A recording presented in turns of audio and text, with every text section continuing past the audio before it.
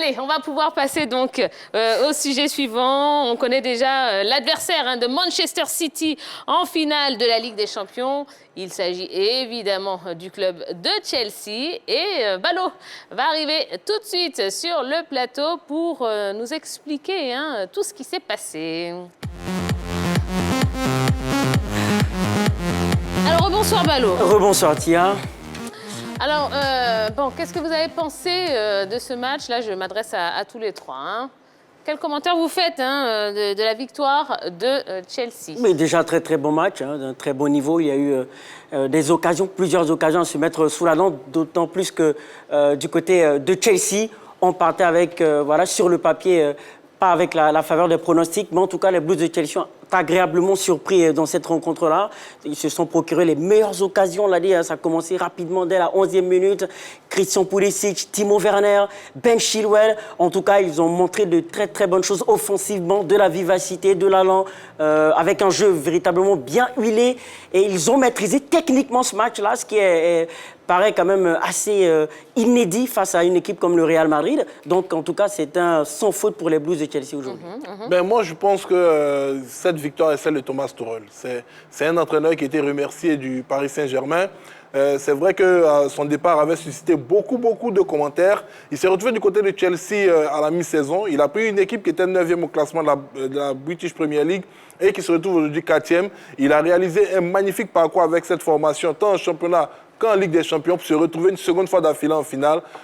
Félicitations à lui. C'est une belle formation de Chelsea qui, je crois, avait déjà battu l'équipe de Manchester City lors d'une finale locale cette saison. Ça va donner une très belle confrontation. Pour le Real Madrid, je pense que les hommes de Zinedine Zidane sont arrivés à bout de force. C'est une formation qui a totalisé 54 blessures tout au long de cette saison.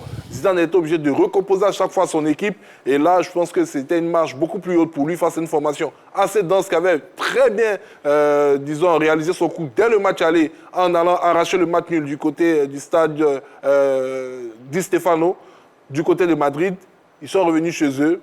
Ils n'avaient pas énormément de pression. Ils ont joué comme ils savent le faire et ils ont pu tout simplement glaner cette victoire. D'accord. Non, je suis carrément d'avis avec Jean-Philippe Auria. C'est vrai qu'on nomme très souvent Zidane le magicien, mais il a trouvé apparemment un peu plus fort que lui, Thomas Tuchel, qu'on n'attendait pas véritablement à ce niveau de la compétition. Là, quand on a vu son départ du Paris Saint-Germain, c'est vrai que dans le championnat anglais, il avait quand même, l'équipe de Chelsea avait quand même fière allure. Mais quand on a vu le Real de Madrid qui, par contre, en championnat, n'était pas tellement décisif par rapport à cette équipe du FC Barcelone, on se disait qu'elle allait jeter toutes ses armes dans la Ligue des Champions, ce qui n'a pas été le cas. Il faudrait remonter au 1er décembre 2020 pour savoir que le Real de Madrid a perdu à l'extérieur face au Shakhtar Donetsk. Donc, à part cette date-là, le Real de Madrid n'avait pas encore perdu à l'extérieur et Thomas Tuchel a fait échouer cette équipe du Real de Madrid. D'accord. Vous vous attendiez à une telle affiche pour la finale? Non, véritablement non, pas du tout, parce que, on va dire, le Real Madrid a pour, de par son histoire, une expérience quand même importante dans cette compétition de la Ligue des Champions. Personne n'aurait parié. C'est vrai que Chelsea est sur une bonne dynamique de victoire en Première Ligue, sur une bonne dynamique de victoire, toute compétition confondue, mais s'attendre à ce qu'elle élimine le Real Madrid. Aujourd'hui, le Real Madrid a eu quand même la possession, à 64% de possession. C'était une possession stérile. Devant, on n'a pas su créer beaucoup de dangers, même si on a eu des occasions par l'intermédiaire de Karim Benzema, qui est tombé sur un grand Edouard Mendy. Mais les attaques les plus dangereuses sont du côté de Chelsea. 14 tirs pour les Blues de Chelsea, 8 tirs seulement pour le Real Madrid. Ça prouve là l'écart en termes de production offensive entre ces deux équipes-là. Donc, effectivement, aujourd'hui, Chelsea a surpris plus d'un de par sa qualité technique, de par sa maîtrise du jeu, de par sa force offensive, de par sa force collective.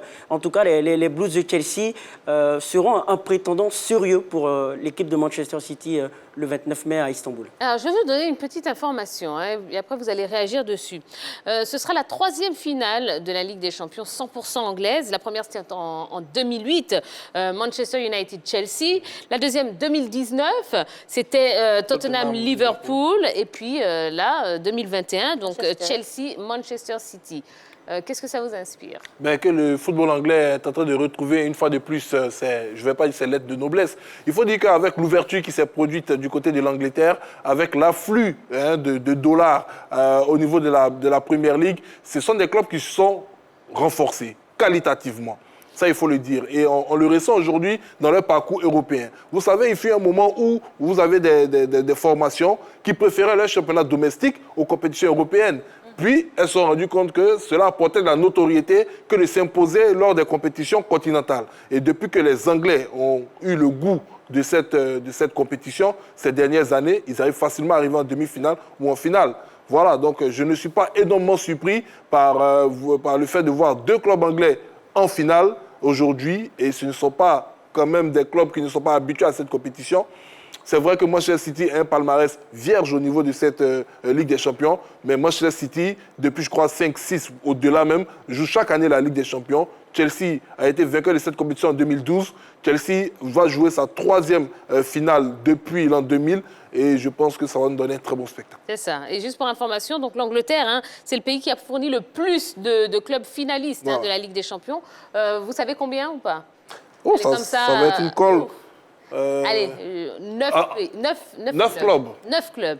Alors, dans cette formule. oui, bien sûr. Voilà, alors, Manchester United, il y a eu Leeds, il y a eu Liverpool, il y a eu Nottingham Forest. Exactement, Aston Villa, Arsenal, Chelsea, Tottenham et puis City. Voilà. C'est quand même pas mal. C'est très fort. Bon, alors, selon vous, qui remportera la Ligue des Champions? Le club anglais. Oui, merci. Comme c'est malin. Merci. Moi, je dirais Chelsea parce que très souvent, les novices ne remportent pas la Ligue des Champions. Manchester City a un palmarès vierge en ce qui concerne la Ligue des Champions. Et très souvent, dans cette configuration-là, c'est l'équipe qui a déjà remporté la compétition, qui a les faveurs de pronostic, qui a les chances de remporter ce match, mais ça reste quand même le football et ça reste Manchester City et Pep Guardiola. D'accord. Et comme ça reste le football, je vais dire Chelsea. Chelsea? Ouais. Mais moi, je vais parier sur Manchester City. Voilà, je pense que de ce que les hommes de Pep Guardiola ont pu démontrer depuis quelques années déjà, depuis même cette campagne européenne, c'est une équipe qui est vraiment solide. Tu vois, depuis le début de la saison, ils n'ont enregistré que 5 défaites, si ma mémoire est bonne, en près de 56 matchs. C'est une régularité impressionnante. Et Manchester City, c'est le seul club en Europe aujourd'hui qui peut aligner 3 équipes capables de jouer les demi-finales de la Ligue des Champions. Donc, quand vous voyez déjà la profondeur des bonnes touches, je pense que c'est un club qui, à mon sens, va s'imposer cette année au niveau de cette compétition. Eh bien, en tout cas, on aura la réponse le 29 mai prochain. Voilà, merci beaucoup, Balo. Je vous en prie. Eh bien, passez une bonne fin de soirée. Merci. On se retrouve demain, je pense. Tout à fait, tout à fait. Allez. On va marquer une autre courte pause. Oui. Dans un instant, eh bien, on terminera l'émission avec un petit bizarroïde de notre Jojo. Et puis, on parlera de PSG Manchester City le jour d'après. Et ce sera Yellow qui va tout nous expliquer. Eh bien, ne bougez pas, on revient dans un instant. À tout de suite.